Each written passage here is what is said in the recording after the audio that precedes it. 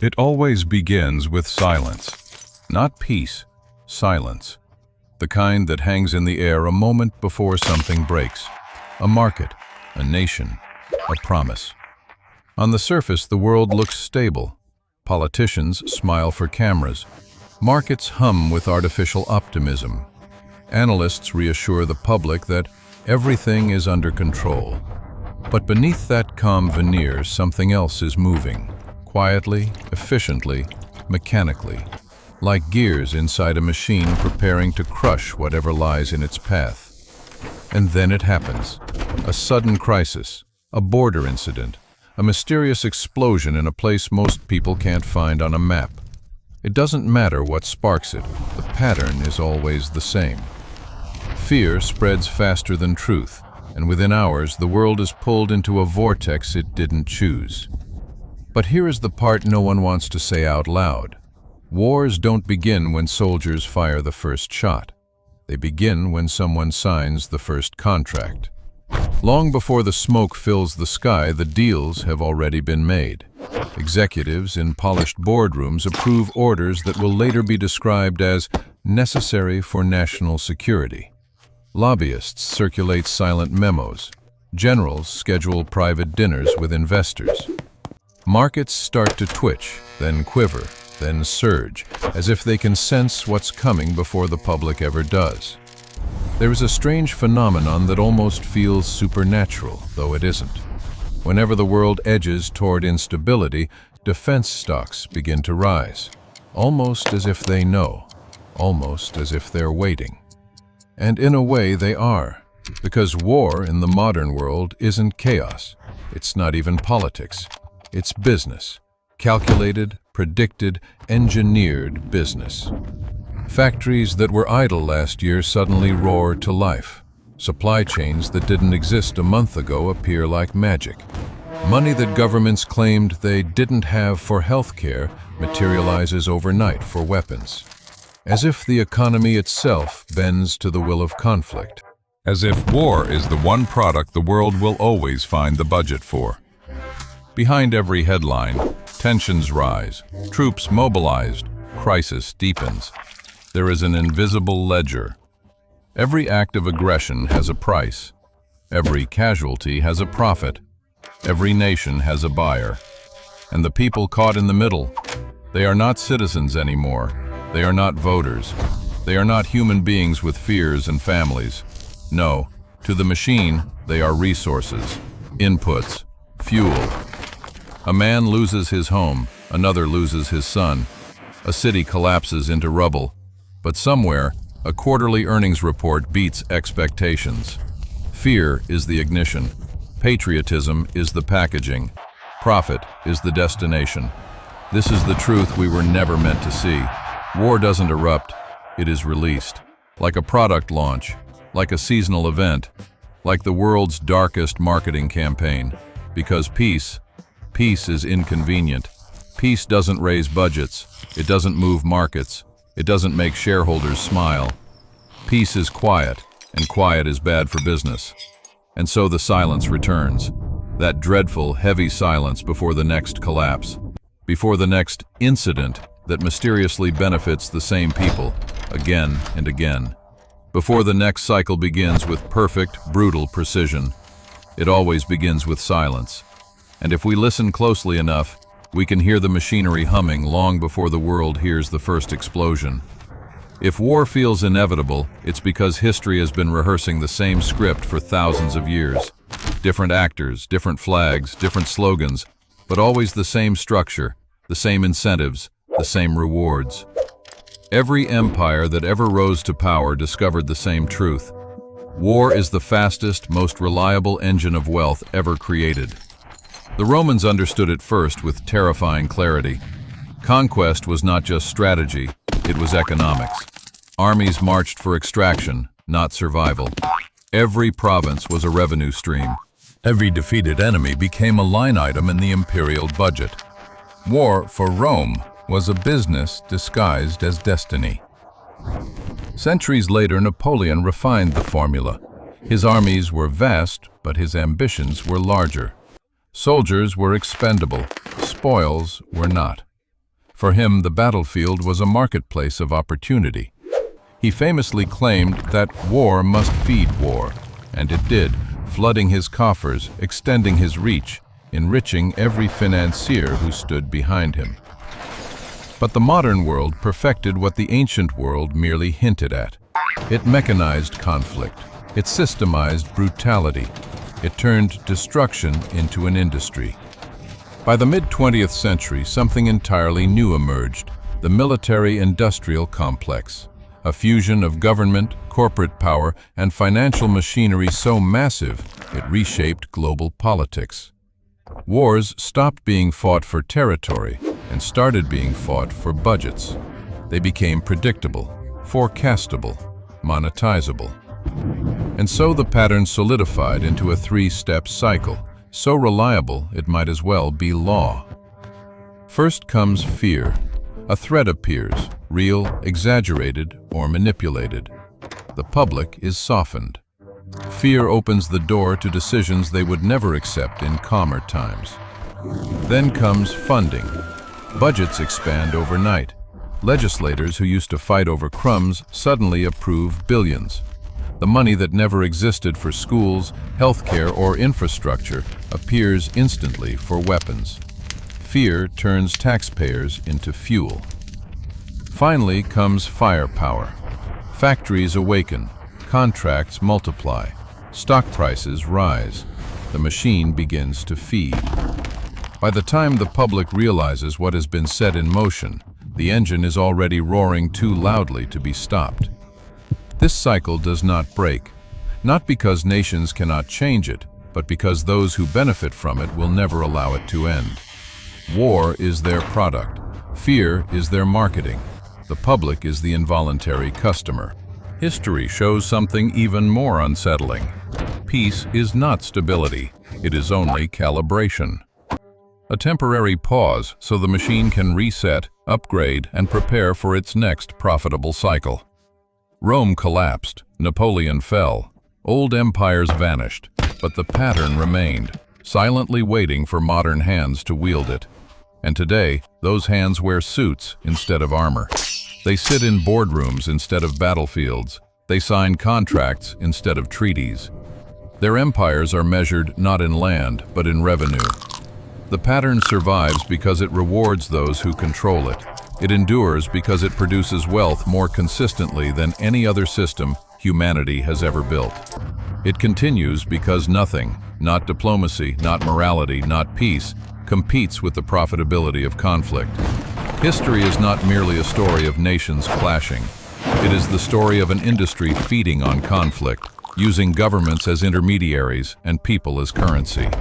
And the most disturbing truth is that we are still repeating it, faithfully, blindly, predictably. The past isn't behind us. It's folded into the present, repeating itself with a precision that feels almost deliberate.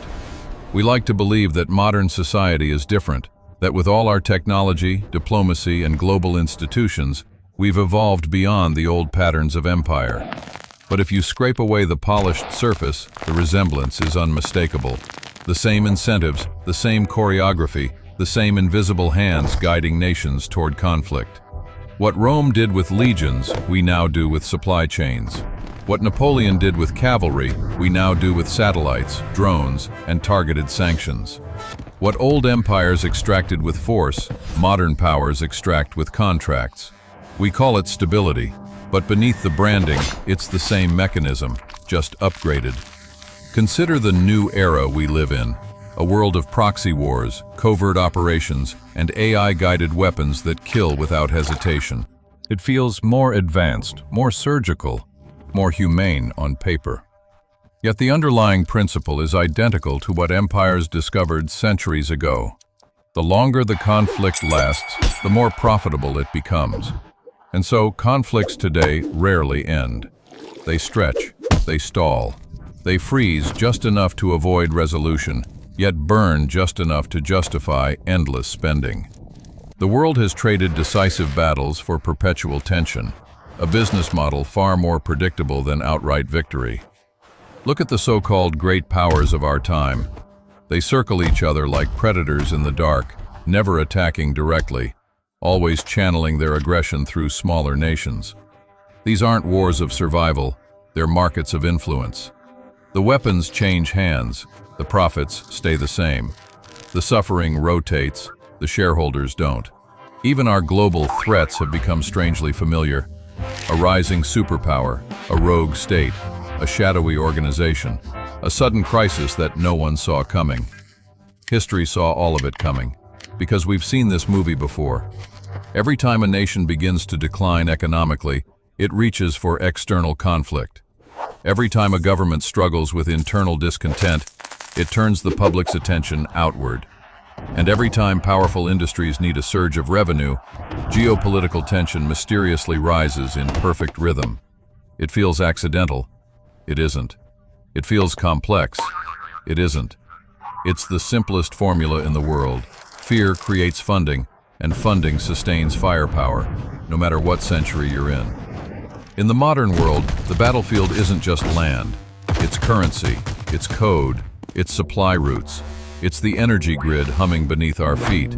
It's the narrative pipelines that flood the public with selective truths until they forget they have the right to question anything. We've entered an era where wars don't even need declarations. They exist in the gray zones. Cyber attacks, sanctions, drone strikes, sabotage, blockades. Quiet enough to deny, loud enough to profit from. Conflicts without conclusions. Tensions without endpoints. And yet, the resemblance to the past is haunting. Nations still march to the same drumbeat. Corporations still feast on the same chaos. Citizens still bleed for motives they never approved. The technology has changed. The rhetoric has changed. But the architecture remains the same. What we call the modern world is just an updated interface on a very old operating system, one designed not for peace, but for perpetual crisis. And as long as we continue to repeat the behaviors of past empires, we will inherit their fate, their mistakes, their collapses, their cycles. Because history isn't repeating itself by accident. It's repeating because the people who profit from the past are still in power in the present. There comes a moment in every investigation when the shadows stop hiding the truth, when the patterns stop being coincidences, when the silence stops being ignorance and becomes complicity. This is that moment, the point where the machinery of war finally shows its face. Because wars don't start themselves. They are not spontaneous eruptions of hatred or chaos. They are constructed, negotiated, engineered, and always, always funded. Behind every conflict that erupts on your screen, there is a boardroom no camera is allowed to enter. Behind every speech about national security, there is a ledger calculating risk, cost, and return. We are taught to believe wars erupt between nations, but in truth, they erupt between interests, financial interests that never bleed, never grieve, never bury their dead. Look closely, and the culprits become unmistakable. Defense corporations that thrive only when the world burns. Banks that profit from lending money to both the saviors and the destroyers. Consultants who advise on escalation in the same breath they invest in companies building the weapons. Politicians who speak of sacrifice while their portfolios rise with every strike, every missile, every fallen city. They are the invisible consortium, the quiet empire behind every nation's loud decisions. For them, war is not tragedy. It is opportunity, a market cycle, a forecast, a guaranteed return. They do not see countries, they see supply chains. They do not see lives, they see metrics. They do not see ruin, they see expansion. And the more chaos they can engineer, the more essential they become. Every conflict strengthens their influence. Every escalation cements their power. They do not push nations into war with swords or threats. They do it with contracts, pages of fine print that decide which companies build the missiles, who supplies the fuel, who rebuilds the cities afterward. War is the only business where you profit from both the destruction and the reconstruction. And the brilliance of their system is its invisibility. They do not need to command armies. They simply control the budgets, control the information, control the fear. They whisper to governments about hidden threats. They forecast worst-case scenarios. They lobby for readiness and deterrence, words crafted to sound responsible while concealing the true goal: continuous conflict. And when conflict breaks out, they stand above it, untouched, unaccountable, insulated by wealth so vast it functions like armor. They've discovered the ultimate loophole of civilization. If you can convince a nation that war is necessary, profit has no moral limit. This is the revelation that shatters the illusion. The enemies we are told to fear are rarely the ones firing the bullets. The true architects of war are the hands counting the money. They are not generals. They are not soldiers. They are not patriots. They are shareholders. And the world keeps burning because burning pays, because fear funds. Because death, when properly managed, produces margins that peace could never match. The governments speak of duty. The corporations speak of growth. The banks speak of stability. But beneath the language, beneath the diplomacy, beneath the flags and speeches and solemn promises, there is a single quiet motive that connects them all. Conflict is profitable. Peace is not. And as long as the same elite entities write the checks, pull the strings, and shape the narrative, the world will continue marching to a rhythm set by those who never have to march at all. This is the truth we were never meant to uncover, but once seen, it cannot be unseen. There is a moment right after the truth reveals itself when everything feels hopeless. When you realize the world you grew up trusting was engineered by interests you never voted for. When you see that peace is not the default state of humanity, but the exception, brief, fragile, temporary. And yet, buried inside that realization is something powerful. If war is engineered, then it is not fate. If conflict is manufactured, then it can be dismantled. Cycles exist only as long as no one exposes them. The machine wants us to believe it is eternal, that history is a wheel we cannot escape, that war is stitched into our DNA. But that is the last, greatest illusion, and the one that keeps the gears turning. Because the truth is simpler. The machine survives only because people mistake it for reality, and reality only wins when enough eyes refuse to look away. Every empire that believed itself unstoppable eventually collapsed, not from enemies, but from the moment its citizens recognized the pattern. Rome didn't fall in a day. It fell when people stopped believing the empire was sacred. Colonial systems didn't evaporate. They eroded the moment the public understood their purpose. Even the most powerful war profiteers can be undone, not by violence, but by visibility. The system depends on silence, on apathy, on a population too overwhelmed to question the narratives fed to them. The instant people understand that peace isn't weak but unprofitable, the spell trembles. The moment they see that conflicts are not national destinies but financial strategies, the illusion cracks. And once the illusion cracks, it never fully repairs. The inevitability of war is not written in the stars. It's written in the spreadsheets of those who benefit from it. But spreadsheets burn, empires crumble. And systems, no matter how vast, how ancient, how heavily defended, can be rewritten. What makes this era different is not the scale of power, but the scale of awareness. For the first time in history, billions of people can see the machinery in real time. They watch the contracts being signed, the budgets ballooning, the narratives shifting. They see the profits spike with every missile launched. They see the truth, raw and unfiltered, slipping through cracks in a system that once seemed impenetrable. And once a population sees the pattern, they cannot unsee it. Once they recognize the architect, the architecture loses its magic.